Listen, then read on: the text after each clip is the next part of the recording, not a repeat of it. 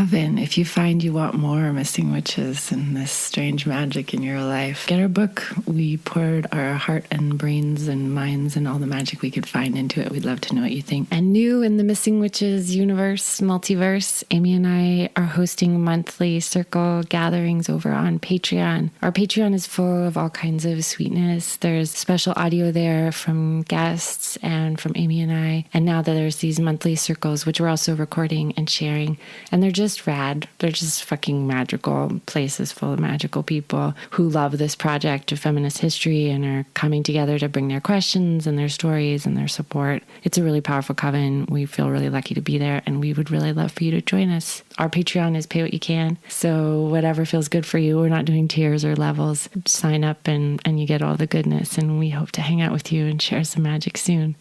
That's patreon.com/missingwitches. You aren't being a proper woman, therefore you must be a witch. Be a witch. Be a witch. Be a witch. Be a witch. Be a witch. You must be a witch. Happy Litha to the Missing Witches Coven. It's the summer solstice. We are strong and powerful. So I thought that it would be very interesting to get some very strong and powerful people to join us today in a sort of conventional way of thinking about strong and powerful. And that is the witches of Earthbound. So I'll let you two introduce yourselves. Hi, Risa. Risa, can you say hi to the coven? Hi, Coven. Thanks everybody for being here. And thanks especially to Tanya and Skye from Earthbound. We're really just so excited to embrace their wisdom about the power in all of our bodies, our strange, diverse, and broken, and beautiful, and powerful, and flourishing, and connected, and deeply connected bodies. These witches, these magic makers, these community makers are really living at the forefront of that work. And it's just something that we want to learn about and talk about so much. So we hope you're excited to join us and feel yourselves in your body, shake your shoulders, shake your asses a little bit as we get into this for Litha. So let's start with Tanya. Tanya, can you start by introducing yourself and maybe a little bit about the project, and then Skye can fill in the gaps for us? Sure. I just got like a surge of like emotions. I'm about from like joy, like from what you were just saying. To be living in this moment now, especially in this project, is really beautiful to be experiencing. So thank you for having us on this podcast. So my name is Tanya. My pronouns are she and her or they. Now I am the president of Earthbound Futures, now that it is a nonprofit organization. And what I bring to the project is mainly it started as being the driving force, the motor, and bringing in the platform of wrestling and storytelling and performance, bringing community together, trying to understanding, learning about it, and implementing it as much as I could through the medium of wrestling and storytelling. Yeah, Tanya, I also felt this surge of my heart is beating with excitement and like feeling very honored by that introduction. Thank you. I'm really happy to be here. My name is Skye.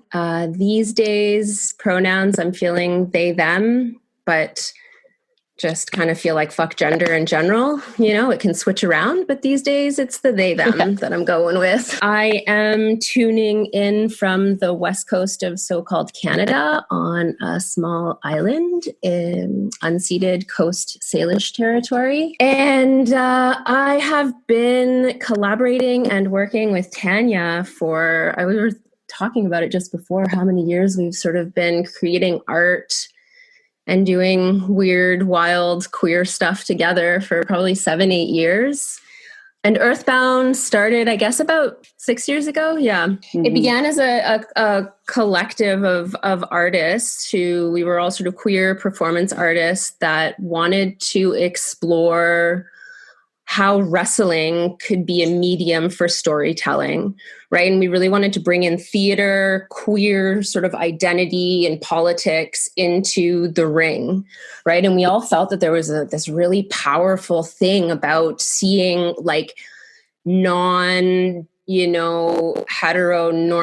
storylines being played out in the ring, different kinds of bodies, femmes, queers taking up space in the ring, especially, Tanya comes from, the wrestling world a lot more than I do. So maybe she can speak more to this, but, really reclaiming that space, because so much of mainstream wrestling is about sort of, heteronormative storytelling, really macho, sort of simplistic storylines. There's a lot of homophobia, any sort of representation of femmes and women is sort of in a very specific male gazy kind of way. And we really wanted to reclaim that and just explore what it means to tell stories in the ring. And I think something that's really powerful too that we brought in that's unique is the sci-fi aspect.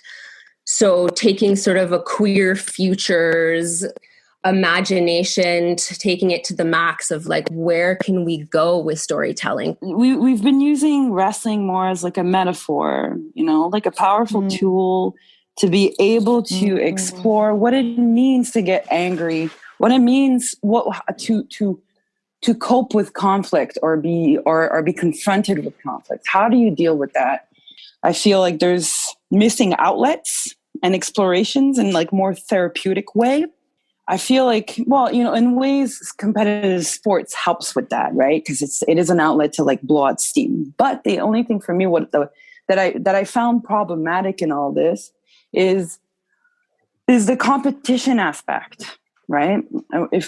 So with Earthbound, what we try to do in the stories, we try to reconstruct the art of fighting, bring in conflict resolution. Trying to eliminate competition in the wrestling is a really tricky thing in the first place, because it's all the foundations of wrestling is about competition. Something that I've made peace with over the years is like, as a wrestler, because I'm the one who brought wrestling as like, I knew that wrestling was such a powerful platform that we can explore as like a tool of storytelling.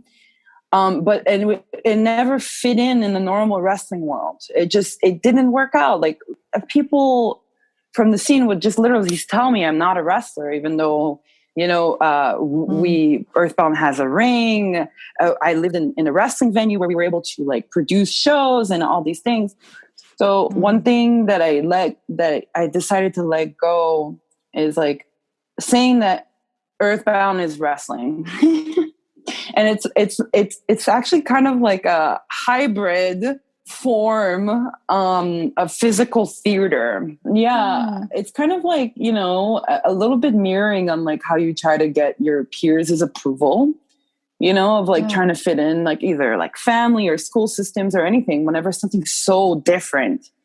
And then I realized that like I was just kind of hitting a wall over and over again, trying to fit in something that just wasn't welcoming me. And now I'm at peace to just, we're not wrestling. We're not part of those old foundations, because we literally shattered those old foundations with with our values that we carry forth. No, you changed the name, which I think is so powerful, right? You kept doing exactly what the fuck you wanted to do. You just were like, okay, you don't want me to call it that. I got to call it this new magical thing. And I think something too that's unique about our approach is the way that we develop our characters and the storylines.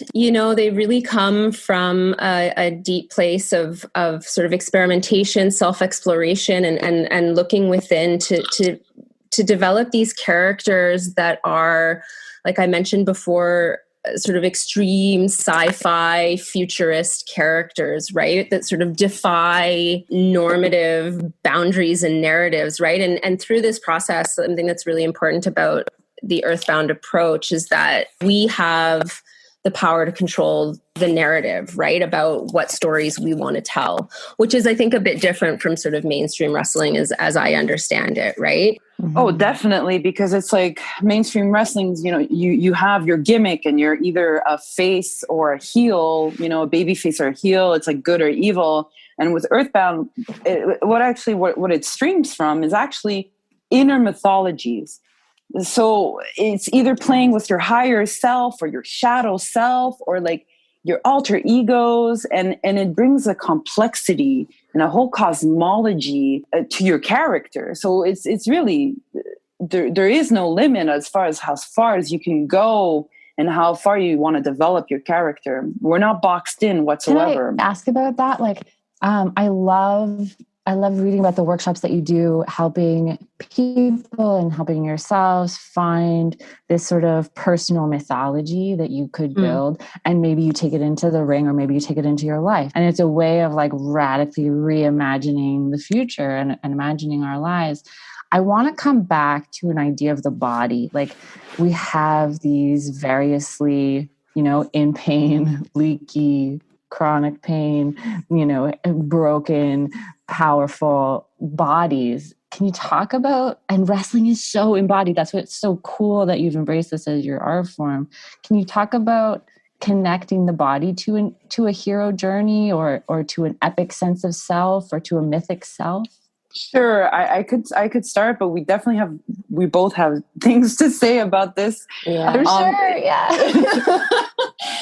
So wow, what a heartbreaking journey, really, because my body is not the same as it was as the beginning of my wrestling career. Right now, I'm still healing, like, from chronic things of, like, a sciatica and plantar fasciitis, which is like a foot condition of like muscle tension, which affects like my efficiency and like my physicality, right? And I literally had to take breaks from wrestling and go into deep resting states, which like really plays with like my value as a person who identifies as a wrestler. But I feel within cycles, if you don't actually take the time and literally take the sacrifice of rest, because I feel like a lot of us feel like resting is a sacrifice because we have to stop everything, right? But it's actually, I feel, is so powerful, and there's something really radical about rest that it needs to be integrated in every process, and especially with, even with wrestling. And right now, you kind of have no choice but to stop sometimes and not push yourself too much. Because if you do, then your body is so pushed to its limit that you can't actually wrestle again, depending on what level you want to go, how far you want to push your body. So, but I feel with Earthbound though, like, we want to adapt the practice, and we really want to have this safe container that wherever you are at physically is okay. And we can explore physicality and a form of physical theater that will engage with whatever state you are physically. And that's the beauty of like having more of like storytelling aspect to the wrestling, because then it's like, it can be anything, no matter how you're feeling. And it could welcome that. It's definitely, I do feel torn sometimes and confused because of trying to match my energetic vitality that like kind of is like stored within me, and then not matching up my physical body. So it's a lot of learning, a lot of accepting, a lot of patience, and just accepting the form or how my body is acting at every present moment. I think is the biggest lesson in all this. I feel like you're also living out a kind of radical form of body acceptance right now. Yes, definitely. Right now with the Earthbound projects, it's been a couple of years now that we've been kind of underground and growing roots, and that's been in a resting state, but in ways also it's been able to hold and encompass this new decision that I've been taking. It's like letting my facial hair grow, which takes an immense energy out of me. I underestimate it sometimes because I'm like, why am I so tired? Why am I like, what is going on? Like, I wish I had more drive. I wish I had, but then I'm like, wait, whoa, slow down. First of all, it's okay to slow down. And and kind of just view what's going on, like energetically, what I'm putting out there, and like what other muscles am I working. And that is definitely the self-love and self-acceptance muscle, which takes a lot of energy, just as much as like physical, like extreme workout, energy, kind of breaking society's beauty standards, and also like building that courage to just even step outside is a lot. It's been like almost 2 years now that I decided to let my beard grow. As a cisgendered woman, I'm finally starting to feel like I have more of an energetic reserve to put it back to my wrestling body. But I'm just starting, and then I feel like life is like opening up these opportunities now that I can actually be more physical and push myself in other areas that I haven't in a while. But still, I still need to harness that lesson of not pushing my limits, and also like feeling balance in everything I do, like especially like nutrition, hydration, rest, all of that. I have to now really kind of weave that through my new physical body direction, or I will not be able to sustain myself coming forth in this new evolved earthbound direction. It's intimidating, but it's necessary, and it's super exciting. It's interesting to me because I feel like within wrestling and outside of wrestling, Tanya, that so much of your work, however it's manifesting, whether it's tattooing, which you do, or those like sculptures that you were making of like proud round bellies. Mm. So can you maybe get into like why you have such like a corporeal focus? My moon is in Taurus. Okay. Yeah.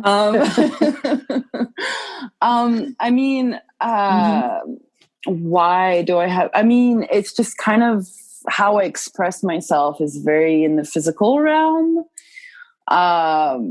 And it's how it's the, I mean, I'm also very, I have a lot of planets in the third house as well. Like communication is really important to me too. So I feel like I have lots of tentacles in many areas. But definitely main areas is like body work or pottery and tattooing. It's quite the question why. I'm like, oh, why?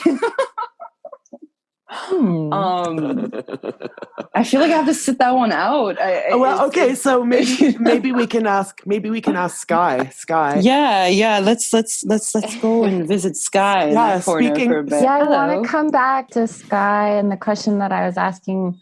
I mean, I want to take up that question. Amy's question is so good about like why the body work, but also if you can connect that to the question we were starting with, how do you connect your body to an epic sense of self or a mythic sense of self? Like, how does that happen for you and your body? Yeah. I mean, that's a huge question. I love it.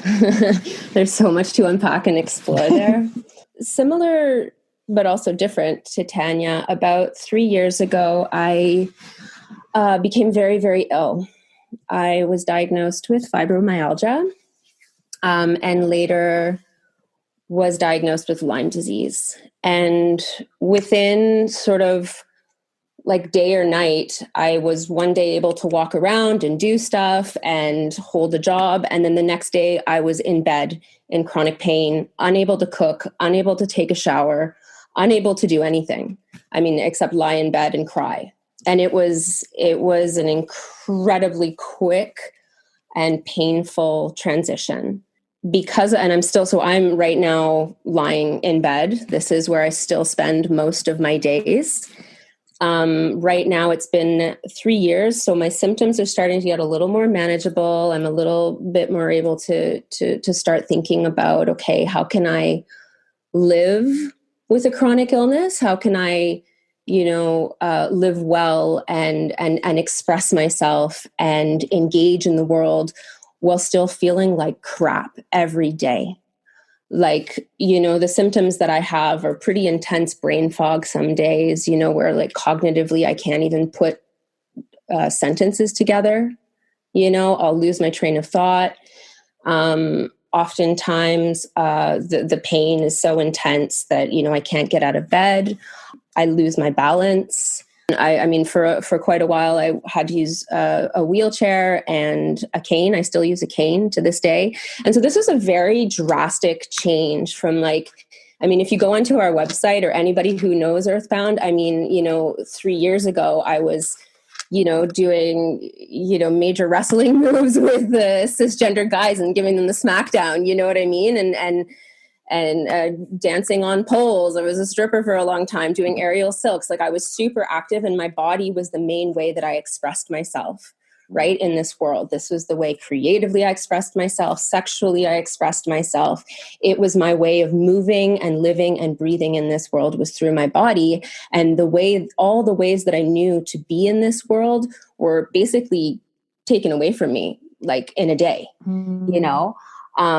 and so I'm at a point right now where I'm also starting to reimagine, like, how can I be, I've been doing a lot of behind the scenes work in Earthbound, getting the nonprofit up, getting this grant together, but I mean, I'm also thinking about ways that I can get back up on stage. What does that look like? Like, how does someone wrestle with a cane? You know what I mean? When I can't be going and doing back bumps anymore, like that's just physically not a possibility for me. And so this is something that's really interesting because Earthbound has kind of always had this like, let's think about ableism and how it exists in the wrestling world and how it exists in our creative projects and how we can kind of start opening up spaces where ableism, to counter the ableism, but it's a challenge, and so that's something that I'm really curious and keen to explore. But again, I think resonating a lot with what Tanya said, it's, Earthbound started out with like very Aries energy, like boom, go, nothing will stop us. We will ram through any obstacle. There's nothing that can stop us. We've got fire, fire, fire, fire. And then I can't like sustainably do that anymore. My body and my mind will not let me. Right. So what are kind of other ways of engaging in the world while still feeling like I have value? In our world, everything, all the messages that we get from capitalism, from our society, and I mean, this is in our mindset, is that we got to grind, we got to go, we got to, push ourselves to the limit and go beyond our limits. Like this is the ethos, right? Go beyond our limits, push, push, push. And that is the keys to success. Like if you push hard enough, one day you'll get to this mythical place of success and wow, it'll feel so good. I hope one day. And meanwhile, you're grinding down your body, you're grinding down your mental state, you're eroding corroding and eroding your social relationships because you're working so hard, and I think that this was something that really happened at the beginning of Earthbound. And then like when I got sick and also when Tanya started, dealing with some chronic issues as well, it was sort of like, whoa, we need to radically reimagine how we're engaging with our art as a process, but also like, and the production of it, but what we're producing as well, And I think that, yeah, slowing down has been a huge thing. Like there is a pace that our bodies ask us to go at, that projects like Earthbound has a spirit, and that spirit has asked us to slow down too. Things just sort of seem to kind of want to go at a certain pace or rhythm or cadence, and if you want to push through that, and kind of grind up against it, there's a lot of friction, but if you tune in and you listen and you go slower, sometimes you can't do everything that you might want to do, but sometimes you can do one or two things a lot better and a lot deeper with a lot more authenticity. At least that's what I'm feeling. There's sort of like when there's no more choice. You've only got one choice of a way to engage in the world. And as much pain as I carry every single day, I am also so grateful for the lessons and the medicine and the gift that this illness has brought me. And I mean, and this is by no way to gloss over like the deep grief and sorrow that I feel every day, you know, but I'm grateful for going slower and also learning to tune into my body. I mean, I didn't know how to listen to my body. I mean, I know now that I look back that my body was screaming at me for years. You're getting sick. You're getting sick. Here's a sign. Here's a sign. Here's a sign. And I did not listen. Like I would just, you know, I have ADHD, so I would just like take more Adderall, drink more coffee. I would, you know, whatever, you know, I would just push through. And it's like, I regret that looking back, I regret so much that I wasn't able to listen. And I think that there's like a body literacy, you know, a way of tuning in and listening to the subtle cues of our bodies that like I personally was not taught in my family. I mean, forget about schools. We're never taught that in our schools, and in our culture, we're also not taught to tune in and listen to those. Like our bodies speak to us every day, you know, but it's subtle. And if we don't have that literacy or that language to decode it, it's really easy to ignore it, you know? Yeah, can you tell our listeners like what, because you have learned yourself to listen and most of us don't hear it at all. Can you tell our listeners like how, I mean, yours was like, I'm going to scream so loud that you can't not hear me anymore. Yeah. But maybe in pursuit of harm reduction for ourselves for the future, like what do you wish you had heard? Like what kind of body literacy can you give us? I mean, a big thing is, I mean, one of the biggest things when I first got sick was noticing how my thoughts were affecting my pain levels.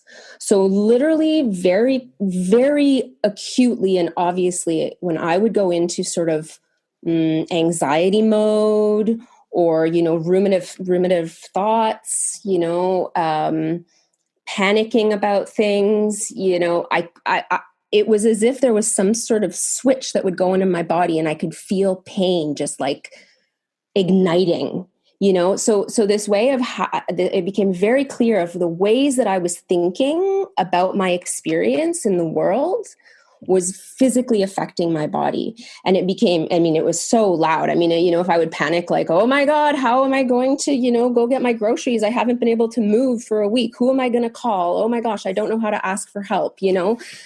And then I'd be in a huge pain flare, you know? So, I mean, that was a big lesson for me to sort of sit and just see how many of the thoughts that were in the back of my head were actually draining so much energy out of me and also quite literally causing pain.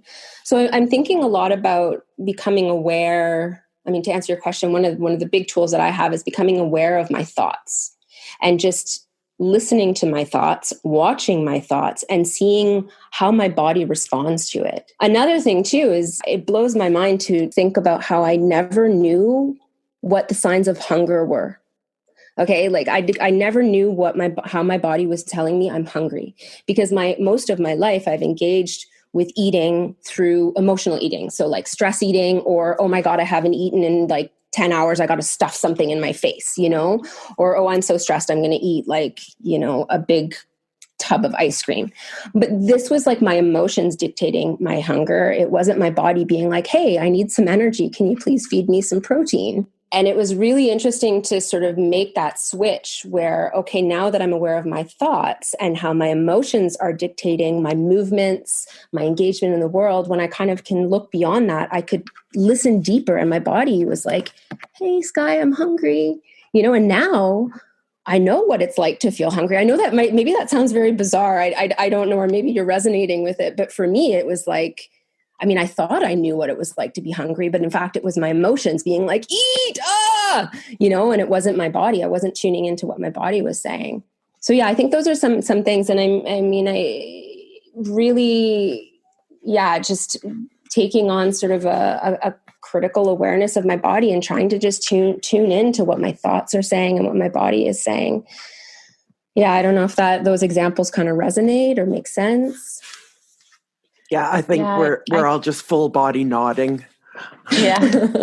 We can keep riffing on this, but I do have stuff to say about the hero's journey. So one of the things the Earthbound works with is this idea of queering the hero's journey, right? So there's this famous book by Joseph Campbell, a cis white guy from the 60s or 70s, who sort of studied mythology and came up with this idea of the epic hero's journey, right? And so there's the young warrior sets out on a journey, goes beyond the realms of the norm, meets an enemy, must defeat it, comes back to the village and is the hero, kind of basically. That's very much a patriarchal way of envisioning the hero's journey, right? That there's kind of this eternal struggle.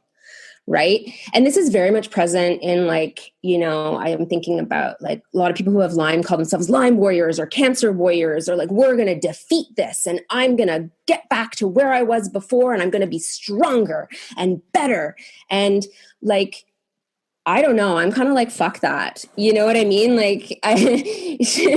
I want to see and listen to what the lessons are, and go slowly and understand the process. And quite frankly, I'm sick and I am working hard to, manage my symptoms, but I don't want to go back and get better. It drives me. It's a huge pet peeve of mine when people are like, oh, I hope you get better. And I'm like, no, I don't want to get better. Better is implying that I'm going to go back to some state that I was before. And this resonates so much for me around COVID. You kind of got the camps of people who are like, yeah, back to normal. Woo. And then other people who are like, no, there's no normal. There's no going back to that, to what it was before.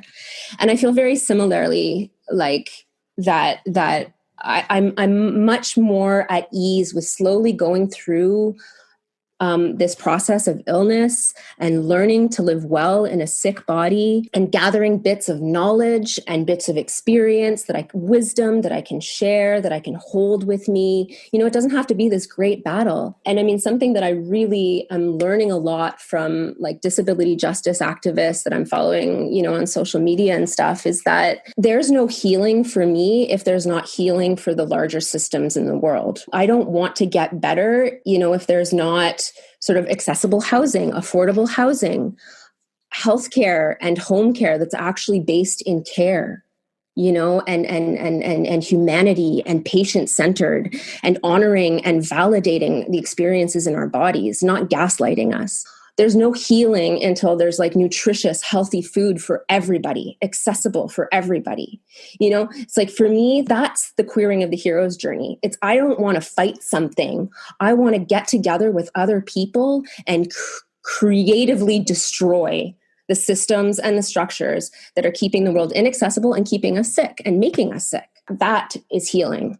Of course, I resonate fully 100% on what Skye is saying. I've been with Skye since the beginning of everything that's been shifting and also learning so much and about compassion and empathy and listening, right? And what it is to actually be there for someone, I've been also witnessing a lot of the injustices that surround illnesses and how people are really kind of caught up in their own lives and they don't there's lacking a general sense of compassion in our foundations in our society.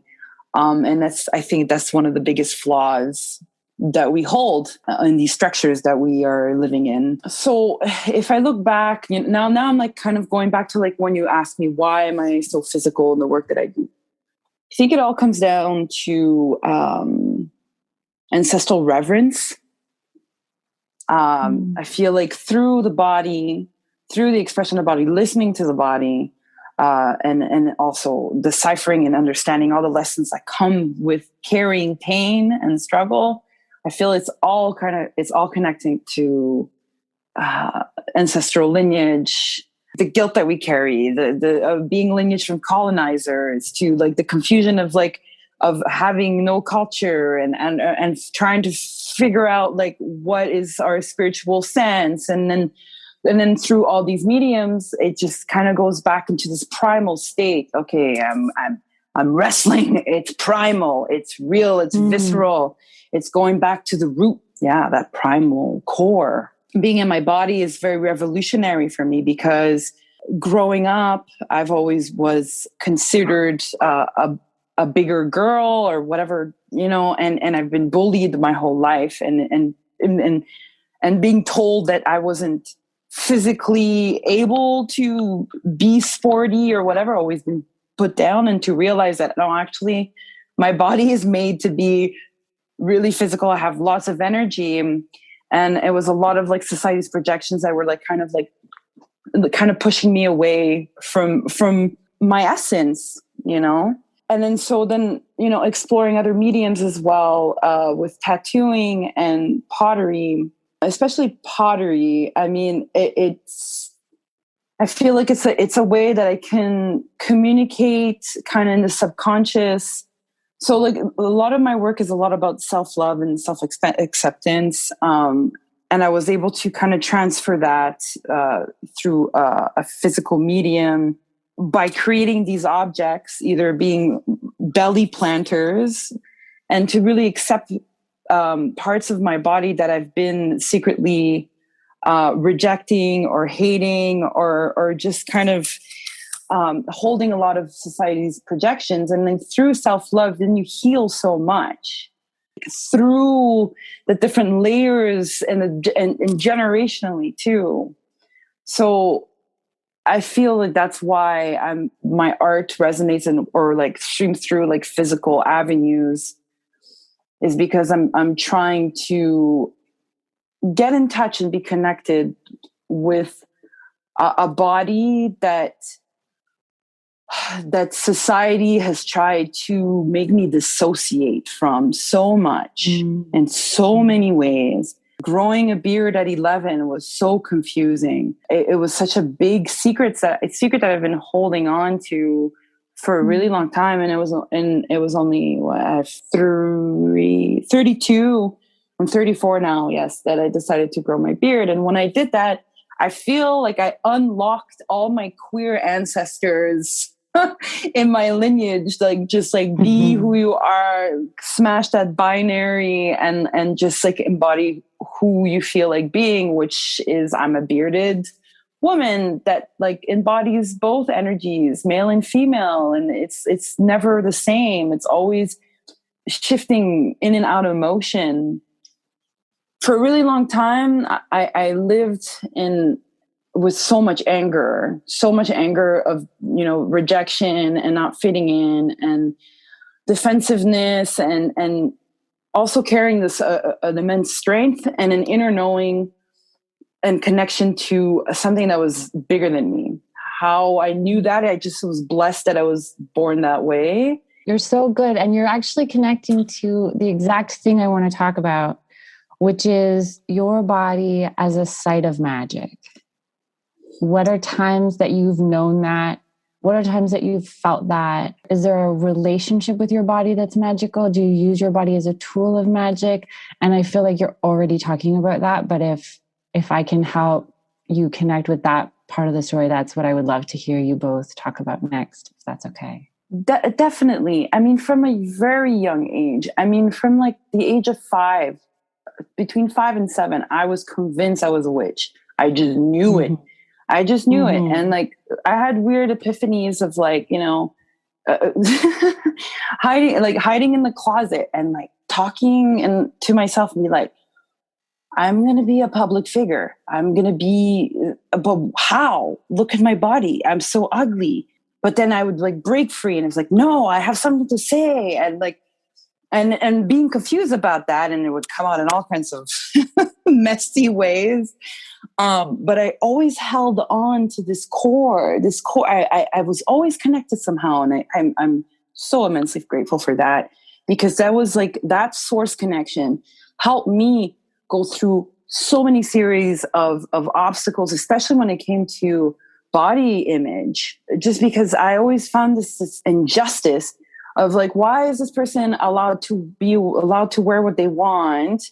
Like, you know, whatever, short skirts, crop tops, whatever, all the things that I wanted to wear. But like, people are like, no, don't wear this. You're too big. You're too this, you're too that. No. I shattered that like in my teens. I was like, fuck it. I was very, very, very super rebellious and angry and like unapologetic, like to the extreme. I had like a big, huge mohawk. I was wearing like stripper boots, like at like 14, you know, like really to the extreme. But I needed to break free, and I created this shield. I just became this temple of like undestructible force of I am who I am, and I'll be who the hell I want to be no matter what. And you will not change me, and you will not influence me to be otherwise. And I carried through. But then I realized I was like holding on this huge shield for so long that like, and for me, that was like kind of holding this like very outward force, which I associate more to like masculine energy. It was like kind of like a muscle that I would be working all the time by like putting myself in situations or just wearing not really ridiculous things, but just like things that would be viewed as like really marginalized or alternatives, I guess, or eccentric. Yeah. I mean, that is super, super relatable for me, because I same kind of thing. I was like, oh, you think I'm weird? I'll show you weird. You think this is weird? I'm going to be the weirdest, you know? And it's that kind of like, it is like, a proclamation, a proclamation, a declaration of war, but also, like you say, very much a shield at the same time. Yeah, because there was just so much bullshit trying to penetrate it all the time, right? Like, I just like learned to like really weed out or just like block out all the things people would say. And then if I would be hanging out with people that are really sensitive to other people's projections, they wouldn't know how to, oh, did you see that? Did you see this? I'm like, nah, don't worry about it. And that's a form of magic, you know, to be able to hold this protection shield to the point that you're not affected by the illusions and the simulation that's outside of you, you know? It's like, really, you're like kind of, I'm like creating my own reality in ways of, or how I'm creating this like this navigation system of choosing how I want to interact with the outer world. And then it comes in different cycles in different ways, right? So for a part of my life is like that very like, wow, rebel, doing me, and this is me, and like, fuck off, you know? It's like, I'm not in that energy anymore.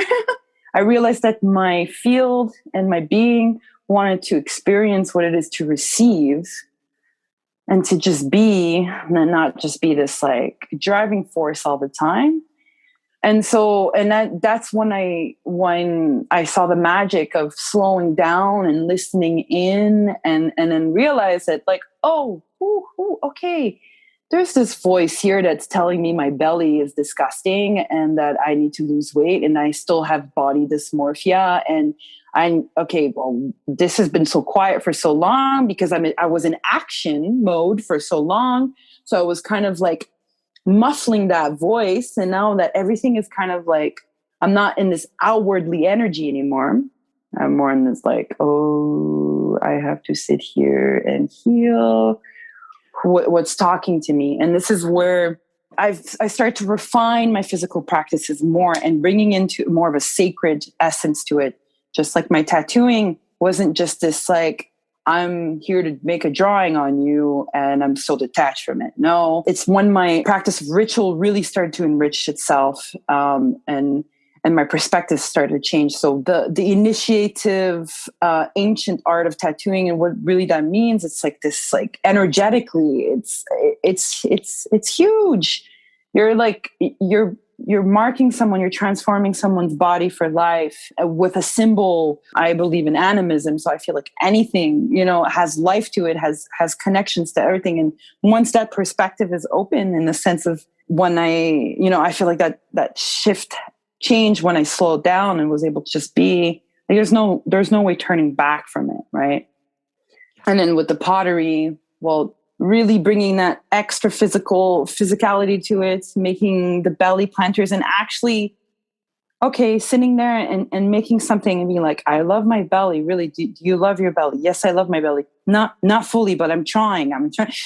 Like I'm making that extra material move, which is alchemy. It's magic. When it's coming out from your head and you're actually exposing those voices that you've been casting aside because you're either ashamed of them, right? Because you're like, no, I've got this. Yeah, I know, I'm confident. Yeah. A lot of people tell me all the time, wow, you're so confident. How did you get your confidence?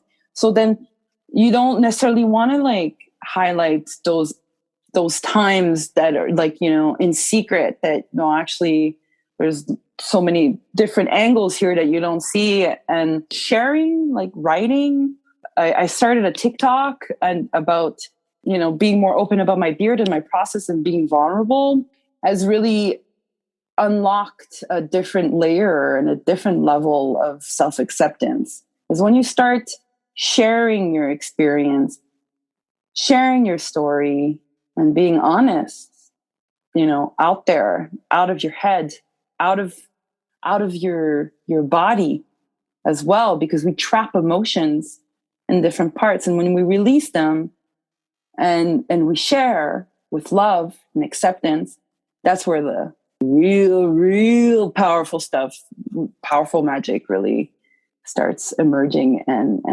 working. Yeah, maybe we can ask Skye about this too, like the magical body and radical self-acceptance and how these two things intersect. Mm-hmm. Yeah, they definitely intersect. I'd say that, one thing, there's so much to say. Well, one thing I'll start with this. One thing that for sure has happened to me since I became ill is that I have become much more disciplined in my daily ritual practice. Like it's become an anchor for me. Like disciplined as in this is me being dedicated to myself, right? Dedicated to show up as much as I can. I mean, sometimes if I'm lying in bed and I can't leave, even if it's just taking a moment to be like, I'm connecting in with my guides, I'm connecting in with my ancestors, even if it's 30 seconds, that's my daily practice. And it's been years that I've been saying to myself, okay, I've gotten these messages, Skye, you got to have a daily practice. This is going to help you, and I'm like, yeah, okay. Yeah. And then I do it for a bit and then I'd let it go. And then I do it for a bit.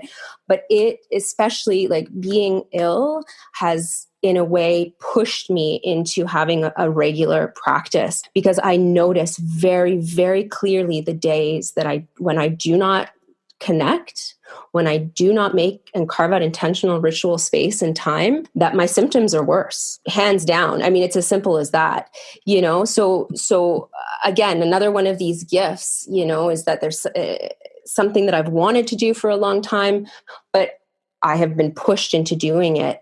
And I think taking that time, and I think the biggest part for me is being really gentle, like what's the phrase, gentle tenacity, so some days, like, I can't, get up and sit at my altar and do a whole elaborate thing. If I can just sit and close my eyes, that's enough.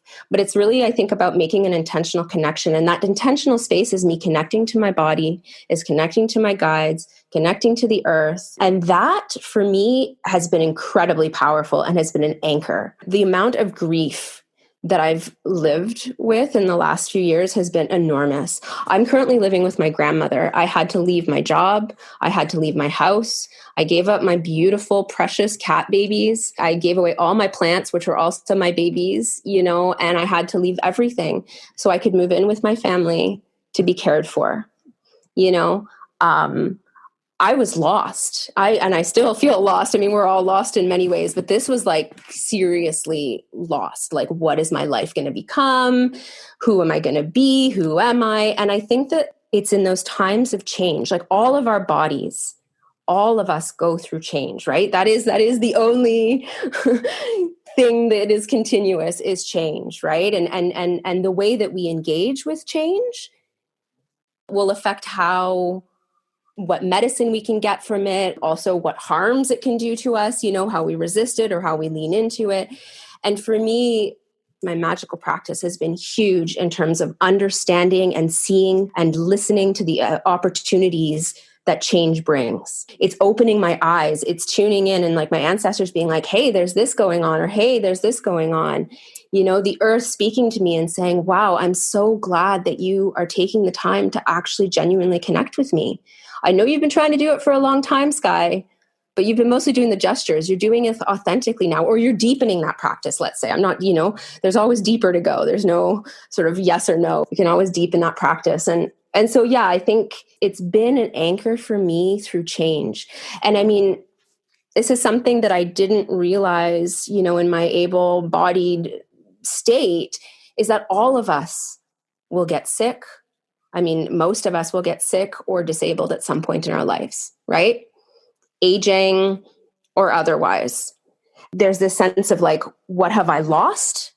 But also what am I gaining? What new opportunities or ways of inhabiting my body and engaging with the world are there? And my magical practice has helped me find that. That's been the biggest thing. And it's been the biggest anchor.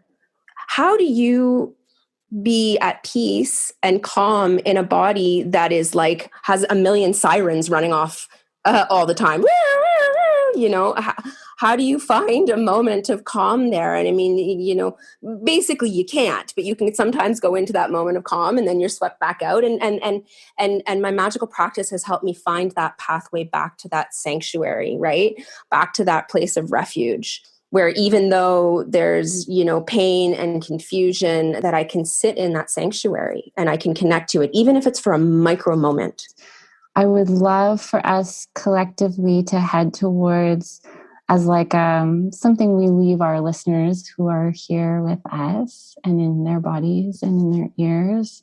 And so many of them experiencing chronic pain. The rates of chronic pain are insane. If we can, as we bounce towards the end here, think about solstice. And if you have a thought on a way that all of us can maybe on that solstice, as we listen to this episode or in the days surrounding it, maybe have a ritual or a practice. Maybe it's something from wrestling or something you're doing that brings us back home to our bodies.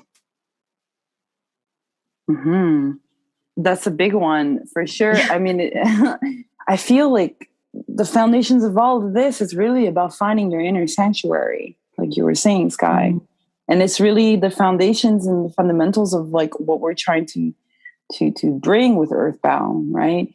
Is to find your inner ally so you don't feel alone in all this. So if you're like going through chronic pain, you're going through a transitional state, you're going through, there's a huge storm all around you, at least you can find your center and go within and feel bewildered by the stories to discover within yourself. And I feel like that's what pulled me through in many different ways. I had to try to discover, to find a nice sweet spot within. But I feel like it's where it all comes down to, is like feeling at ease and feeling safe at home, which is our bodies, no matter what state it is. Yeah, I just want to like have you repeat for the back row. Find your inner ally. Find your inner ally. Find your inner ally. I want to carry that with me like for the rest of my life. I do want to tell a quick story though, to our listeners. Tanya and Skye were there, so they know this story. But before the pandemic, these two came out to my place for it must have been Samhain, because it was very ancestor focused. The two of you, yes, affirm or deny. And Tanya and Skye, this would have been, I guess, maybe about 5 months after my father died.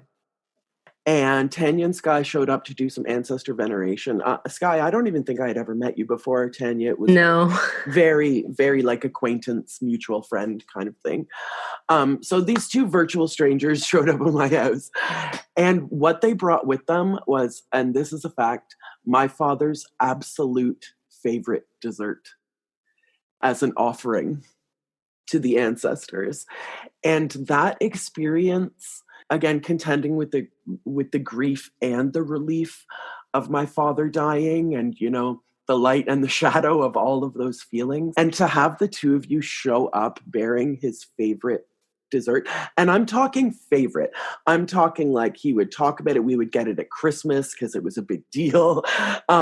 It was so validating.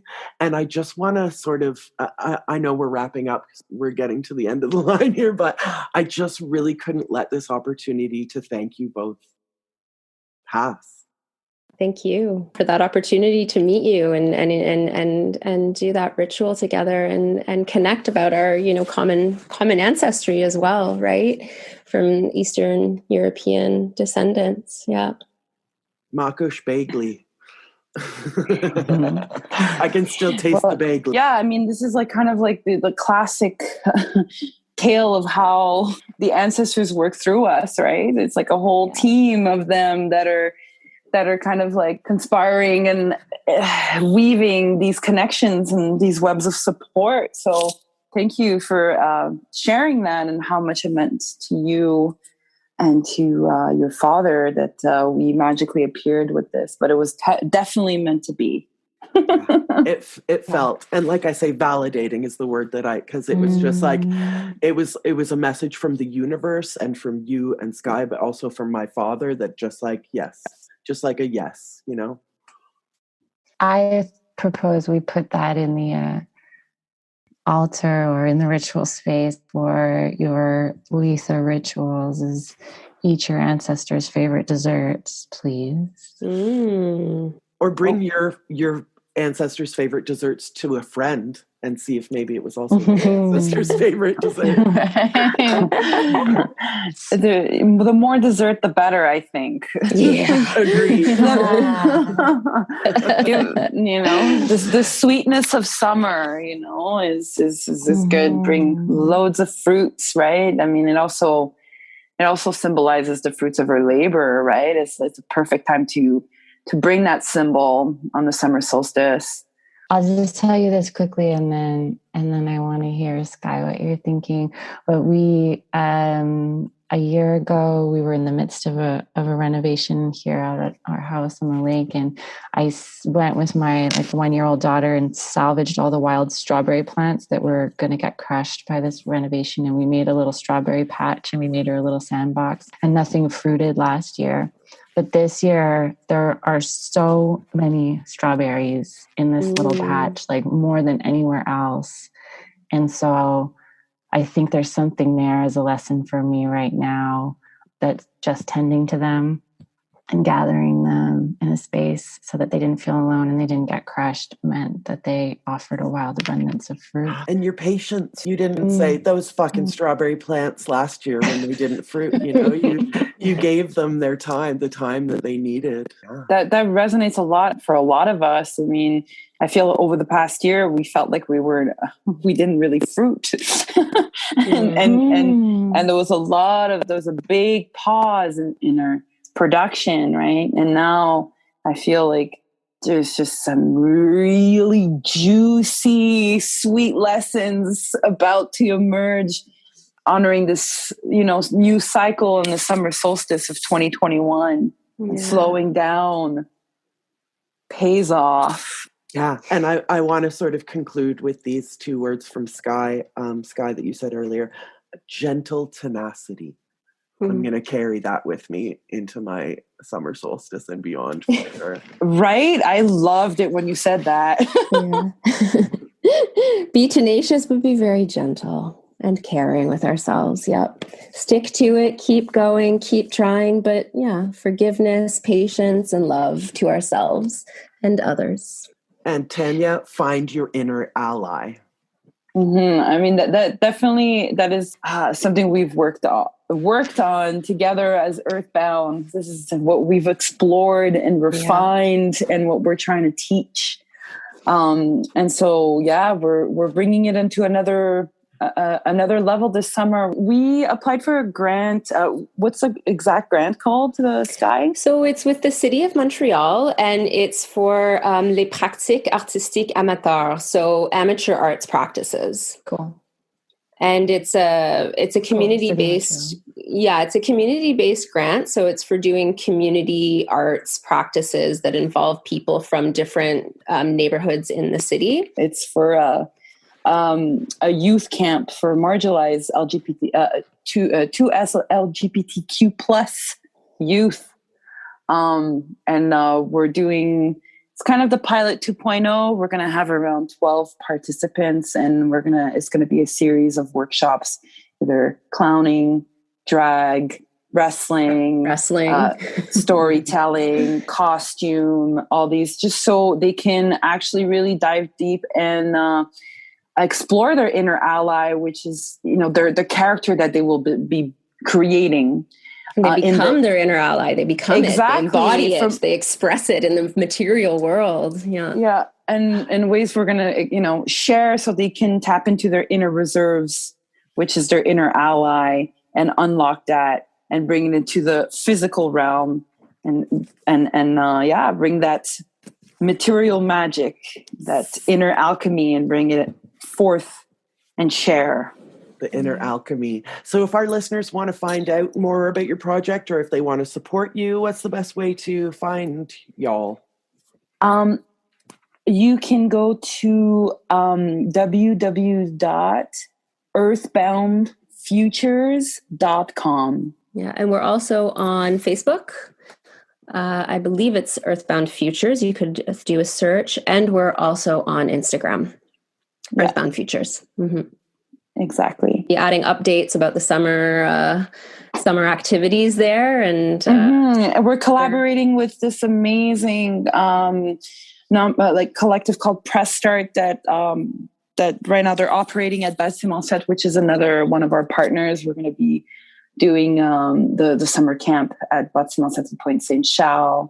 And it's what an honor it is to see the project expanding in different corners with other really radical folks that hold so many talents.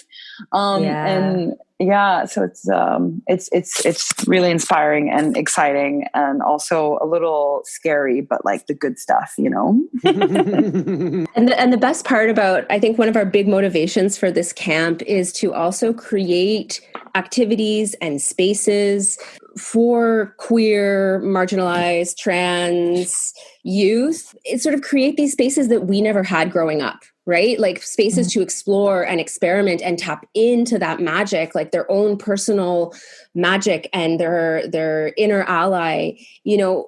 How powerful, how many times have Tanya and I spoken about how powerful it would have been if I were 16 and I had these tools?